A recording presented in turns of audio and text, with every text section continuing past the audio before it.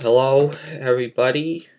Today is Saturday, September 17th, 2016, the 229th anniversary of the signing of the Constitution of the United States, and also known as Constitution Day or Citizenship Day. Um, Obviously, this is what's been going on within the past several weeks has been very disturbing,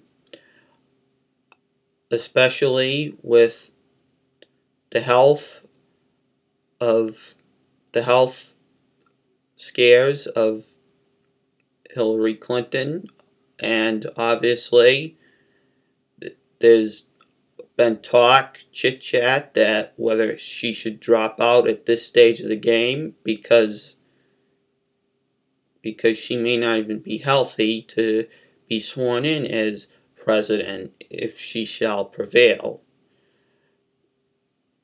And then also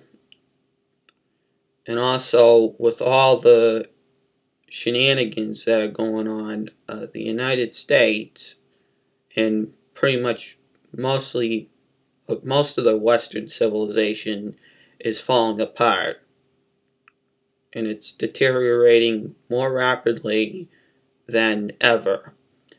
And obviously, I have mentioned in previous videos and some blog posts that Donald, if Donald Trump won, then he won, period.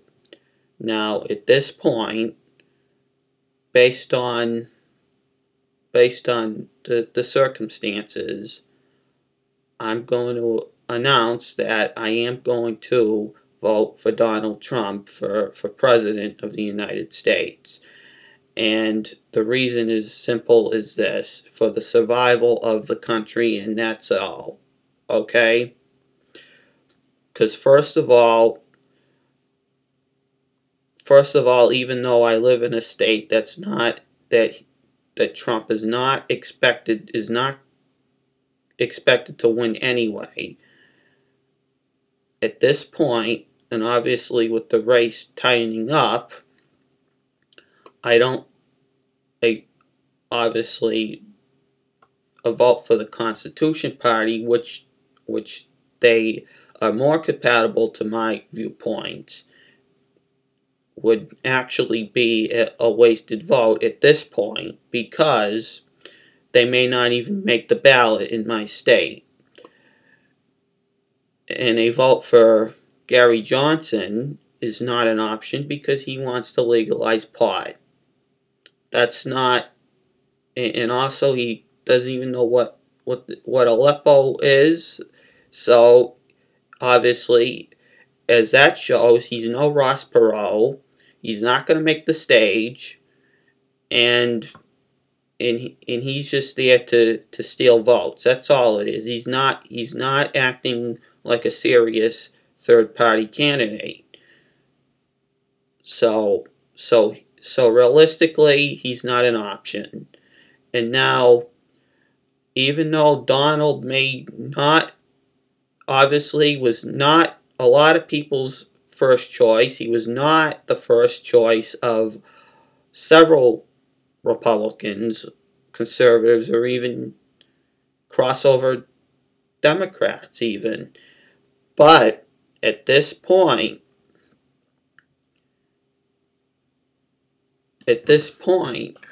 obviously, if you base it on a simple health scale, anyone who is not healthy anyone who's not healthy shouldn't even be running for president, okay, to begin with, because of the demands of the job, okay? Now, for Donald's policies, I don't know how many are actually going to come true. I don't know for sure, and I can't even guarantee you that the wall is going to get built, okay? but at least he is actually showing that he is acting more serious now than when it needs to. Now now but what I can guarantee you is that if the Democrats get 4 more years, okay, if they win this time, whether it's Hillary or a write-in, it is talk about saying at this point it'd be a write-in because they're actually some states were actually now doing early voting, which obviously now you can tell why it sucks for early voting because those people, it caters to the Democrats, and they probably already voted for Hillary, and then their vote may not mean much if she does drop out, which I don't think she'd drop out at this stage of the game, but you never know. But the 20th Amendment to the Constitution says that if the president-elect dies, the vice president-elect becomes the president. So, and I do not want to see Tim Kaine as eventually becoming president, and here is why. From a Catholic perspective, here's why. Even though he was a baptized Catholic and went to Jesuit-run schools. Obviously, the modern-day Jesuits, most of them, 99% of them are heretics. So that's how his upbringing was. And I mean, I'm not saying it's totally his fault. He believes that, but it's the clergy. Okay, so there you go. That's common with a lot of prominent Catholic lay people, baptized Catholic lay people. So here's why here's why no person who believes in God should not vote Democrat for federal office, and sometimes not even state office or anything. So at this point, I found this newsletter from if you can read it, the Cardinal Kung Foundation, and anyone knows who is not familiar with Ignatius Cardinal Kung, he was the faithful Chinese bishop, Catholic bishop, who was the Bishop of Shanghai, which at the time before the communists, before Mao took over China, that was the largest Catholic city in China. Now, and then Cardinal Kung, for refusing to join the Chinese Catholic communist government-run Catholic fake counterfeit church, he was imprisoned, and then he was imprisoned, and then he was in the 1990s. He was finally released, and then he moved to the United States and lived there in the end of his life, and he's buried in Connecticut. So, but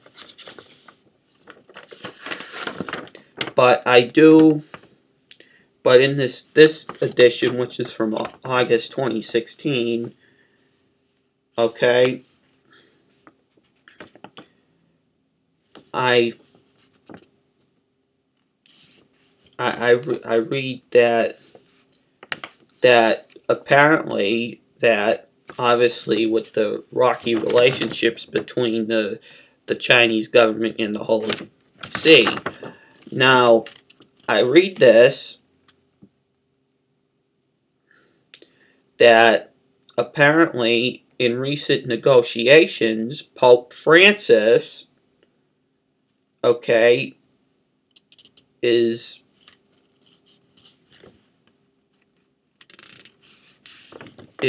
considering recognizing the Chinese Catholic Patriotic Association, which is the communist church Catholic Church in China, he might approve them for appointing bishops and electing their own bishops, provided that the Holy See might have a weak veto in more severe cases. So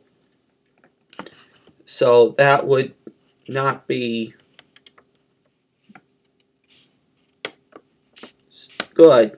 Now, I read this quote that was quoted in the Telegraph out of the United Kingdom by an underground faithful priest who is faithful to the magisterium 100%. And then he was quoted saying, quote, "Rome may betray us. If this happens, I will resign from the Communist Church. I won't join a church which is controlled by the Communist Party.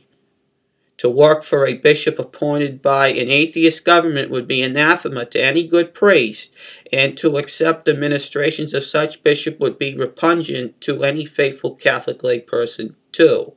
Close quote. So, which that means that if Bergoglio, who is a Marxist, okay, there's no way around it now, it's pretty clear now, if he approves this, if he allows the church in China, the communist government-run church in China, if he approves that, then the underground church, they're in persecution now. They're done, okay? And that'll probably be the end of the church in communist China. Now, to be fair and square, there are some of the Vatican appointed bishops were appointed by the Holy See under the norms under canon law, have been approved by the communist government. Some have not. So the ones who have not are underground, and the ones who have are in public ministry, visible ministry. And now on the back fourth page of the newsletter, it shows that the incident where Bishop Thaddeus Ma Dakwin, who was appointed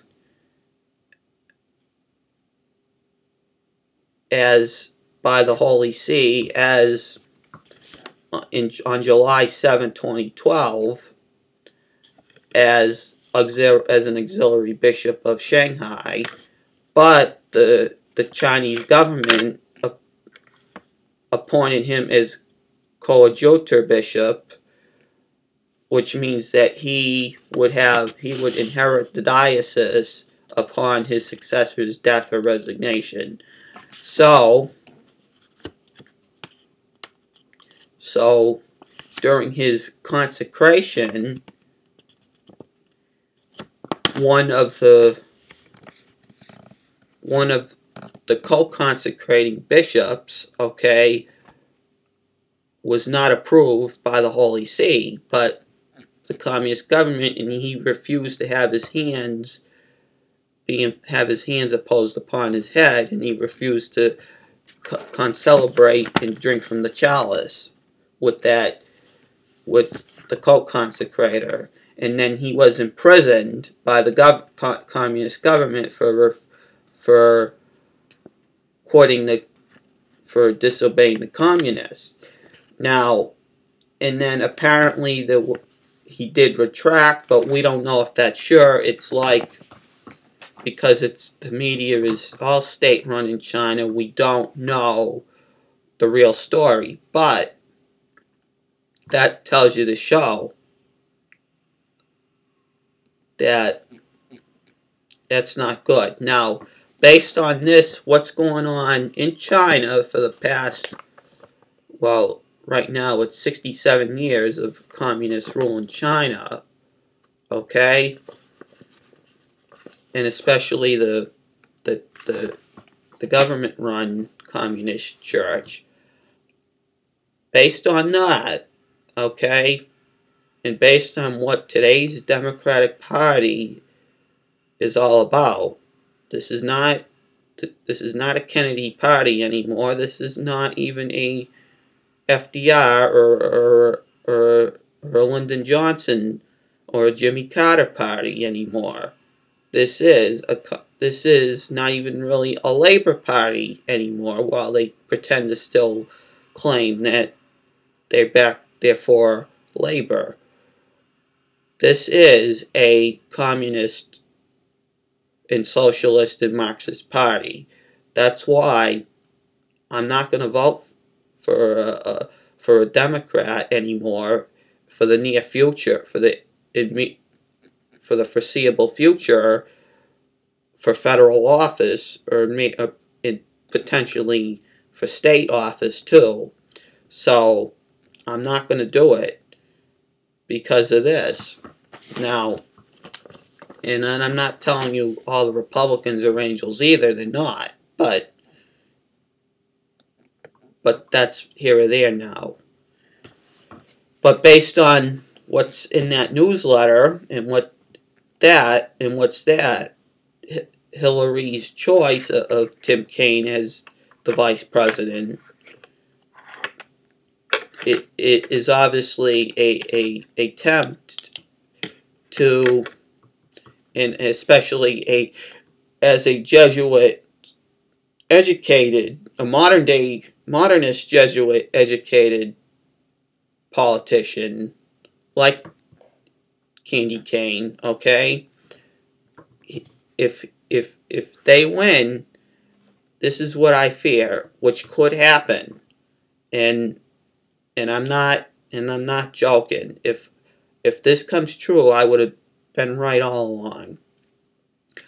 If